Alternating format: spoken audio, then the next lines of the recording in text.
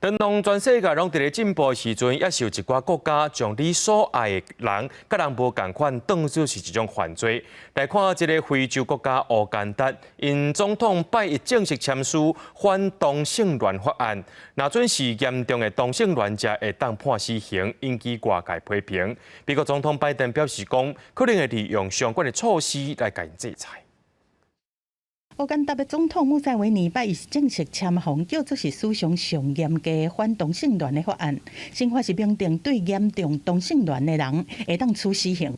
这项新法伫今年3月底，伫乌干达的国会是以压倒性的票数通过，西方世界虽表达强烈的谴责，了后内容是有小可修改，譬如讲承认家己是同性恋未妨定罪，而且取消要求民众检举同性恋的活动，无都会封关6个月等等，但嘛是保留大部分的条款。If you perform a sexual act with a person of the same sex, then you have committed the offense of homosexuality.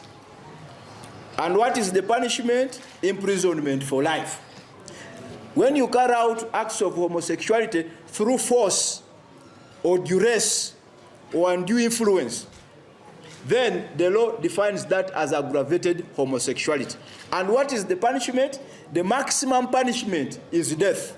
另外，鼓励也是宣传同性恋的权益的人，嘛有可能被判上济20年。这项法律嘛，互乌干达 LGBTQ 的人士真失望，嘛烦恼讲会互其他非洲国家学得做。目前大约有30个非洲国家有这种反同性恋的法律。联合国人权办公室表示讲，这摆乌干达通过这种反同性恋的法案，是世界上类似法案内面上害的。美国总统拜登是有讲，可能对乌干达来实施制裁。公司新闻赵如平编译。